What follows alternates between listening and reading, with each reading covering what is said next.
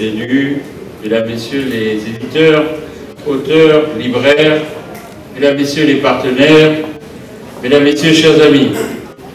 Saint-Pierre est particulièrement fier d'accueillir cet événement littéraire, le bien nommé Athéna, et remercie M. Pascal Pic, paléontologue reconnu, d'avoir bien voulu le parrainer. Pour cette première manifestation d'envergure régionale, nous avons plaisir à promouvoir de nouvelles rencontres, de partager diverses cultures autour d'un thème fédérateur, le vivre ensemble. Nombreux sont les écrivains qui se sont engagés au nom de cet espoir. Certains seront présents pour les débats et les réflexions qui vont émailler ces 3 journées. Le livre, qu'il soit recueil, roman, poésie, récit, pensée, reste un attachement à la langue et à la beauté des mots pour tous ceux qui aiment lire. Athéna se veut un éveil de la libre pensée, un espace de rencontre à l'écart de toute idéologie et de tout sectarisme. C'est le vivre ensemble à travers la littérature que cette manifestation entend honorer sans détour, avec le souci de transmettre cet art de vivre qui singularise notre île. Au-delà de l'événement littéraire qu'il me plaît à nouveau de saluer, il convient, dans un département qui compte tant de personnes jeunes et de moins jeunes en difficulté de lecture et d'écriture, de relever le caractère symbolique de cette manifestation. Il est bon de rappeler la place privilégiée qu'occupe la lecture dans une éducation et combien il peut être handicapant de ne pas en maîtriser particulièrement l'usage. L'illettrisme, facteur d'exclusion sociale et économique, a été désigné grande cause nationale 2013. Nous avons peut-être mieux que quiconque ici, à La Réunion, où le phénomène prend une ampleur inégalée, que la lutte contre ce fléau est un enjeu de notre cohésion sociale. Il peut aussi conduire à une auto-exclusion qui prive même parfois des droits les plus fondamentaux. L'illettrisme est aussi un enjeu économique. Une meilleure maîtrise des savoirs permet de réduire la précarité liée au chômage ou à l'absence d'évolution professionnelle. Il n'y a pas pour autant de fatalisme. Il faut familiariser les enfants dès leur plus jeune âge à l'univers des mots. Pour ceux qui n'ont pas eu cette opportunité ou qui ont décroché lorsque les phénomènes de désapprentissage ont fait leur œuvre, il faut s'engager résolument pour donner à tous et à toutes l'accès aux livres, à la lecture et à l'écriture. Vivre ensemble, lutter contre l'illettrisme, donner accès à un savoir, penser et échanger librement. Le Salon du Livre Athéna 2013 n'a pas la prétention de résoudre toutes ces équations, mais elle apporte humblement sa pierre et c'est déjà une très belle réalisation. Merci de votre attention. Mesdames, Messieurs, nous sommes heureux de vous accueillir dans le Salon d'honneur de l'Hôtel de Ville de Saint-Pierre pour cette première édition d'Athéna. Cette manifestation importante à rayonnement régional marque la volonté de notre équipe, sous l'impulsion du sénateur-maire Michel Fontaine, de déployer un autre aspect de notre politique culturelle, marquant ainsi notre volonté de donner à la ville de Saint-Pierre le label de capitale culturelle du Sud. De quelle manifestation culturelle parle-t-on? Il s'agit d'un événement littéraire et philosophique baptisé Athéna, qui devrait attirer les feux de l'actualité sur Saint-Pierre tous les 2 ans et dont le thème central sera cette année le vivre ensemble. Dans un monde tourmenté par les crises sociales, économiques et politiques, l'art reste le seul refuge de nos perceptions spirituelles. Nous avons l'art pour ne pas périr de la vérité, disait Nietzsche.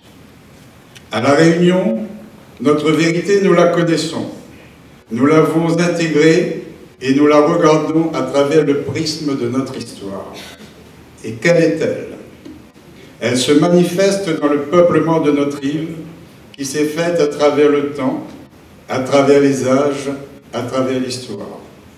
Ces peuples amenés de force d'Afrique par des négriers qui faisaient commerce d'esclaves pour les grandes plantations. Plus tard, ces populations venant de l'Inde, les engagés, puis d'Asie, qui se sont installées au fil de l'histoire et du temps sur cette terre, créant ainsi un mode de vie réunionnais, fondé sur une histoire commune dont les faits marquants sont ancrés dans notre imaginaire collectif. La colonisation, l'esclavage, l'engagisme, la départementalisation, et qui font de nous ce que nous sommes aujourd'hui. Toutes ces étapes du processus de création de la société réunionnaise se retrouvent autour de ce vivre ensemble. Comment définir ce thème? Le vivre ensemble, ce n'est pas qu'un slogan, ce n'est pas qu'un discours politique, et ce n'est pas qu'un mirage. Nous croyons que les conditions de vie misérables ont dans un premier temps soudé ces peuples dans l'adversité. Nous croyons aussi que l'école de la République a par la suite servi de creuset à la réussite de ce mode particulier aux Réunionnais. Aujourd'hui, que l'on soit noir, jaune ou blanc, que l'on soit caf, arabe, malbar, tiblan ou oreilles, on se sent tous réunionnais vivant dans un département français. Mais au départ, qui aurait pu penser que des Gujarats, des Tamouls, des Chinois, des Africains, des Français auraient pu s'entendre entre eux sur un petit territoire de 2500 km², alors qu'ailleurs dans le monde, on assiste à des fêtes de violence parce que l'autre est différent. C'est cela le miracle réunionnais. C'est cela notre vivre ensemble dont nous allons débattre au cours de ces 3 jours de manifestation. Mais comme la littérature et la philosophie sont aujourd'hui associés à la civilisation du livre, il s'agit pour Saint-Pierre, à travers cette manifestation littéraire, de reconnaître la place prépondérante du livre dans la politique culturelle. La ville de Saint-Pierre a consenti au cours de ces années passées un effort sans précédent dans la construction de bibliothèques. À partir de la médiathèque centrale, Raphaël Marquisseau, la ville a mis en réseau 5 médiathèques annexes couvrant son territoire, plus un bibliobus venant en appoint. La ville a doté chaque école primaire de sa commune d'une bibliothèque centre documentaire, qu'on appelle BCD, amenant le livre au plus près des élèves. Ainsi, nous avons aujourd'hui des milliers de lecteurs inscrits dans ces différentes structures. Et puis, il faut savoir que prochainement, une nouvelle médiathèque qui sera équipée pour mettre à l'aise les lecteurs empêchés va s'ouvrir dans le nouveau quartier de Grand-Bois. Il reste que la littérature est d'abord la rencontre entre celui qui, par ses mots, dit lui-même et dit son monde, et celui qui reçoit et partage ce dévoilement. Le livre représente pour nous, qui sommes des lecteurs assidus, un outil important dans la connaissance, la transmission des savoirs. Nous avons, au cours de notre enfance, été bercés par les histoires palpitantes, écrites par de grands poètes, écrivains ou moralistes. Les pages de lecture de notre instituteur, insistant sur la ponctuation, l'articulation, la compréhension des mots, toutes ces choses qui composent notre cursus scolaire, sont le vecteur d'un amour infini pour le livre.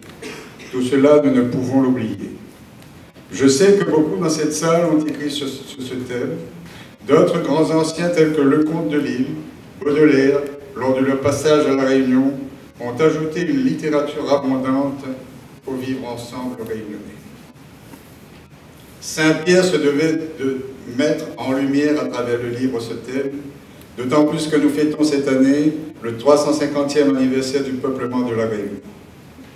La nouvelle génération, déjà conquise par les nouvelles technologies, doit pouvoir trouver à travers le livre, qu'il soit numérique ou pas, l'expression d'une appropriation de son histoire. Elle ne peut s'en désintéresser au risque d'abandonner une partie d'elle-même. Le sénateur Barack Obama disait à Chicago en 2005, je le cite, « Je me souviens qu'à différents moments de ma vie, je me sentais perdu, dérivant. Le sentiment que j'éprouvais en entrant dans une bibliothèque, voyant tous ces livres et tout ce savoir humain ainsi rassemblé, mis à ma disposition, me rendait heureux. Vive le livre, passeur d'histoire, fenêtre ouverte sur le monde, plaisir des mots en bouche, en français, en créole et en toutes les langues du monde, dont le contenu nous transporte, nous transforme. Bon Athéna à tous. Merci. Je voudrais demander au parrain de la manifestation, M. Pascal Félix, s'il peut s'approcher et nous dire un petit mot. Merci, Monsieur le sénateur maire, merci au secrétaire général et à la culture et aux personnes très sympathiques de la médiathèque, médiatique, voilà, ça fait un beau mot, de cette invitation. Oui, alors je suis très heureux d'être là parce que, en tant que paléanthropologue, c'est quand même assez troublant. Moi, je suis un spécialiste des origines de la ligne humaine et de toutes les diversités qui se sont déployées au fil des millénaires.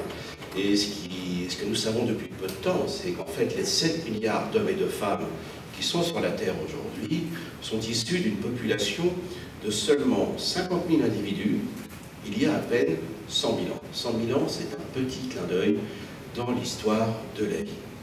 Et cette histoire des diversités a été absolument extraordinaire, puisqu'en fait les grands voyages ont commencé très très vite, à pied et en bateau. Au risque de vous surprendre, nous les Homo sapiens, nous naviguons depuis 100 000 ans.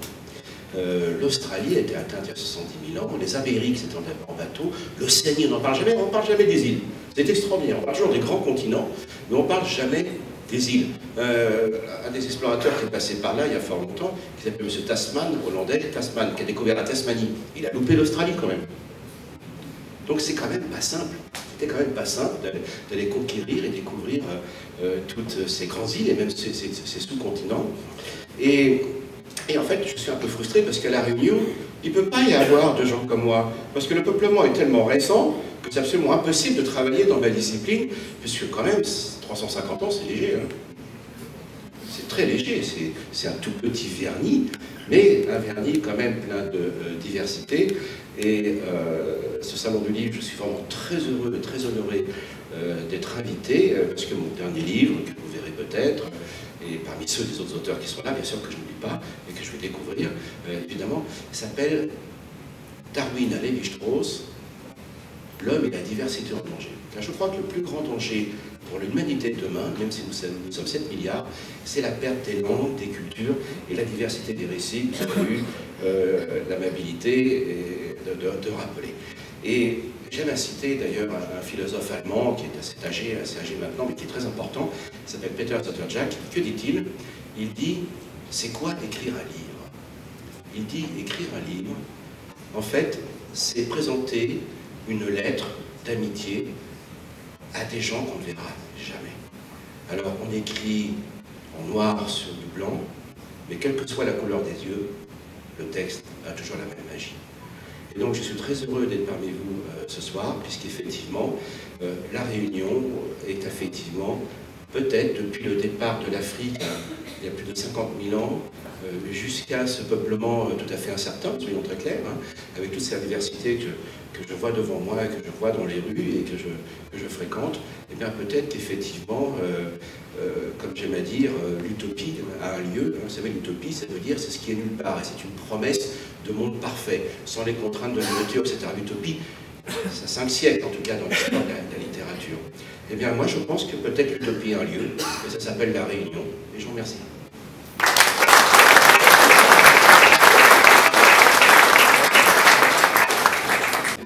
Bonsoir. Pays Langouti. Débarque Gilo, Balcarré en touriste. Voici ton haut de cœur. Fouton, pays là les riches. Pays là il est en nique. Grand sommet tapissé. Belle loto entre allées. Dans le bureau. Dans l'hôtel. Il cause bien français. Pays là, cané, heureux. Qu'est-ce dit? Comme ça même. Grand soleil dans le milieu de la mer. Qu'est-ce que les yeux? Qu'est-ce le cœur? Profénois, il trouve pif et clair. Ah yo yo, profénois, yo. Ah yo yo, Au fait noir, yo, joli robe défonce, si pays l'engloutit. Des Yakarokan, la misère est sans nom, la misère est en tacon. Tire sa peau, baisse la tête, monsieur blanc na galon. Tire sa peau, baisse la tête, monsieur blanc l'y passé, sa pays casse colonial. Catogan le dehors, car y a le dedans, n'a point de travail, n'a point la famine, l'assistance, l'auront la vie. En marronnière, invente une manière, en fond prière, à mon toute valeur, pays là les fardés. La misère à côté, la richesse guette en face. Il cause en langage, il rôde pour souquer, black galé, il résonne la colère. Pays oreilles, il entend en haut. Place ma côte, mal payé, les marqués réservés. Pays là enseigné. Guette son bruit au soleil, n'a point de tracas. L'insolence au grand jour, il manque pas de poupée. Imagine seulement l'amusement. Si sentit l'habitation, il transpire le sang. Si quinzaine se mase, il gagne en roulement. Pays là, pas bangué. C'est un poème de Dédé Payette, dit Il en sort. Un hommage à... Est-ce l'ombre? Est-ce l'arbre? Est-ce l'ombre? Est-ce l'arbre? Qui donc conseille l'homme? Est-ce l'ombre? Est-ce l'arbre? Il trouve l'expédient avant que ne surgisse sur la cime, là-haut, ma rebelle mémoire, en nos exils selon verger, pour réunir nos cris et nos ombres exsangues, un déboulé de cases scintillantes. L'homme a suivi le chemin trop tracé et violé l'interdit vers les sources latentes. Réinventer le lait, le sel, le feuillage, le calgoni, la racine et le fruit. Au temps des pénuries et de l'enfance au visage de fièvre, une patte d'oursin crisse sur nos ardoises. Aloès pour tout usage, épis valorisé d'herbage insoupçonné. Pion d'Inde des nuits, miracle d'un génie au réflexe vaillant. L'homme s'est éveillé pour apprendre à survivre, oser dans l'unité s'écarter du sujet. Saluons la terre que célèbre l'orchestre de nos rares kermesses, la terre salvatrice, la terre d'outre Éden, qui colle à notre langue son goût d'antac et de raies de réplique. La terre en le combat pour que l'homme se fasse, autant d'îles bloquées et bâillonnées de pétainisme, d'oligarchie, de marchés noirs et de gendarmes. Une cuisine rouge en la nuit noire cesse de balloter ses ombres, et l'eau qui flue parmi les songes a survécu au refrain de grand-père. Et l'eau ne se défend plus d'être un sanglot. Malheur, des damnés morts, est-ce l'heure du crocodile? Basculons toutes portes et puisons nos prières. Où sont passés le riz et le saindoux? Le savon, le pétrole, le kaki, l'organdi. Le savent les nantis bon teint, les beaux chrétiens bien mis, qui défilent sans voir l'atroce infirme, pour regagner la demeure vitrée aux tôles agitées de pigeons blancs et boucler leurs barreaux parmi les capucines. Derrière, c'était la cour, où l'eau coule en les bailles, dessous les treilles, où l'on maudit l'impossible colon. Éblouissement, du haut de nos rochers, au large vers Saint-Louis, Pierrefonds, Saint-Pierre, le léopard et le salut de ses coups de canon, le cyclone de guerre inverse, à travers monde, le flux de ses saccages. Une odeur de bonbons de ramadan sature. Le chemin de nos jeux, Gong, gong, gong, gong, gong. Parmi les jamblonniers et les francicéens, sur tous les fronts, une radio refoule vers Satanière, le semeur de cataclysmes, l'armée rouge déploie. les noms de son prestige. Merci. Pays archipel, les cantiques du vent sculptent ton visage d'offrande. L'océan Indien cambre ses reins d'écume contre la tourmente des volcans. Pays Maloya Belmen, blouse du sang mêlé, La face de la nuit se couvre de lueur. Il chante doucement l'élu de nos transes. Gaffe les pas chrétiens, gaffe les pas chrétiens. Il chante doucement le fou de nos souffrances. Il chante doucement, car souvent, devant la mer, les choses difficiles commencent. Et nous chantons doucement au grand couchant du mensonge, avec notre maloya d'or et de tristesse, avec notre maloya d'or et d'ivresse. Nous avons laissé nos tabliers sous la véranda des autres, pour ne plus servir la table des maîtres, avec des yeux extravagants d'étrangers, un pas tranquille d'hommes libres. Nous vivons notre maloya jusqu'au bout des regards. Au grand couchant du mensonge, avec notre musique en cuivre et notre tam-tam, nous quittons l'arrière-cour de l'esclavage et nous arrivons en face de la lumière. La complainte d'un pays mozambique incarne nos lèvres. Et nous l'attendit, le roi à nous voir. Et nous l'attendit, le roi à nous voir. Le mec qui brille, moi les deux mon verre. Le mec qui brille, moi les deux mon verre. Oh Dieu l'a dit. Oh Dieu l'a dit. Dégage-nous, maman, dégage-nous. Dégage-nous, maman, dégage-nous. Et nous l'attendit, le roi à nous voir. Et nous l'attendit, le roi à nous voir. Le mec qui brille, moi les deux mon verre. Le mec qui brille, moi les deux mon verre. Oh Dieu l'a dit. Oh Dieu l'a dit. Dégage-nous, maman, dégage-nous. Dégage-nous, maman, dégage-nous. Dégage-nous, maman, dégage-nous.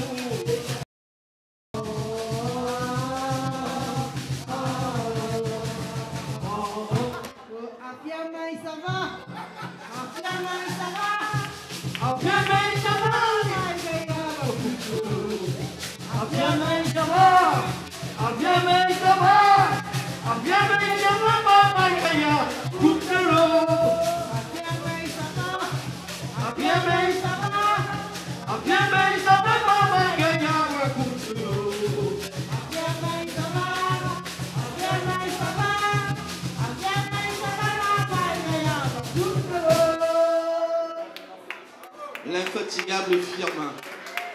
78 ans et 7 mois avec les membres de sa famille.